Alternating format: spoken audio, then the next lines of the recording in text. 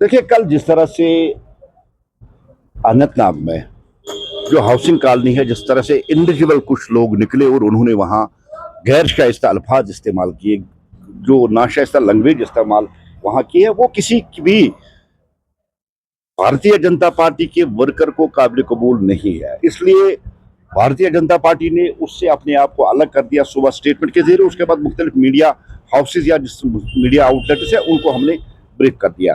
और इन जो नाशाइस्ता अल्फाज वहां इस्तेमाल किए गए हैं, भारतीय जनता पार्टी उसकी कंडेमनेशन करती है। और भारतीय जनता पार्टी नरेंद्र मोदी जी की उस पॉलिसी को अडॉप्ट कर रही है, उस पॉलिसी पे चल रही है जहां लखपति दीदी, जहां बेटी पढ़ाओ बेटी बचाओ, जहां वुमेन्स को 33% रिजर्वेशन देने की बात करिए, हम उस पॉलिसी पे चल रहे हैं। और भारतीय जनता पार्टी की संस्कार ये नहीं है।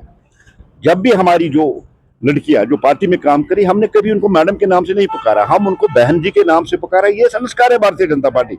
अब कोई इंडिविजुअल आएगा जिसको पार्टी ने 3 साल के लिए सस्पेंड किया होगा, बेसिकली वो पार्टी को किसी न किसी तरीके से नुकसान पहुंचाना चाहते हैं। जो उसमें शामिल थे, उसमें 2 लोगों को पार्टी पहले ही सैक कर चुकी है, 3 साल के लिए उसको सस्पेंड कर दिया है। लेकिन अब जिस तरह से भारतीय जनता पार्टी का झंडा उस फंक्शन में देखा गया है, पहले ये भारतीय जनता पार्टी की ऑफिशियल फंक्शन नहीं थी। ऑफिशियल फंक्शन जो थी वो ऑफिस से लेके खनबल तक खत्म हुई। अब कुछ इंडिविजुअल्स निकल के आए, वहां भारतीय जनता पार्टी का झंडा है। अगर किसी को फिर भी इसके बाद तकलीफ हुई है, कोई उनकी जज्बात मजरूह हुए हैं, मैं भारतीय जनता पार्टी का स्पोक्स पर्सन होते हुए, एक जिम्मेदार पोजीशन पर बैठे हुए, मैं माफी चाहता हूं कि भारतीय जनता पार्टी का इसके साथ कुछ लेना देना नहीं। देखिए, Rahul Gandhi ji leader of propaganda है। अब प्रोटेस्ट कौन कर रहा है, क्यों कर रहा है, किधर कर रहा है, उसके साथ राहुल जी का कुछ लेना देना नहीं है।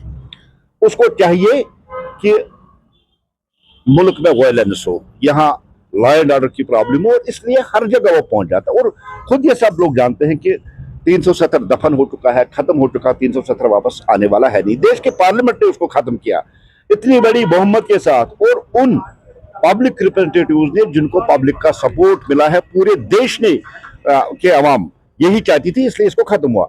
अब जिस तरह से ये प्रोपेगेंडा चल रहा है, खुद भी जानते हैं ये वापस नहीं आएगा, दफन हो चुका है, मुर्दे जिंदा नहीं होते। और दूसरी बड़ी बात, जिस तरह से कल आपने जम्मू कश्मीर में, खासकर मैं कश्मीर की बात करूं, कोई काले कपड़े पहने हुए था, कोई मोमबत्ती जला के श्रद्धांजलि दे रहा था, कोई शाम को वाजवान या दावत का इंतजाम किया था। ये एक रिवायत है कश्मीर की। जब कोई यहाँ मरता है, जब उसकी बरसी होती है, उसको याद किया जाता है। उस दिन कपड़े पहने जाते हैं काले, पट्टी बांधी जाती है काली, सीना कोबी की जाती है, ये मातम किया जाता है। फिर शाम के वक्त कैंडल जला के उसको श्रद्धांजलि दी जाती है। फिर उसके बाद खाने का इंतजाम किया जाता है, दावत का इंतजाम किया। ये सारी चीजें कल हमें कश्मीर से मिलने को देखी, और कल इन लोगों ने भी इस चीज को एंडोर्स किया कि वो दफन हो चुका है, मर चुका है। और यही लोग हैं जिन्होंने कल उसके रसूमात अदा किए, ये जानते हैं कि वो वापस नहीं आएगा।